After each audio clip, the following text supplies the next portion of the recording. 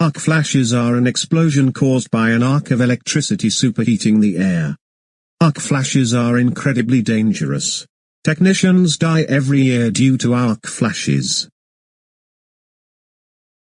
When you are using your multimeter, there are rapid and large spikes in current or voltage.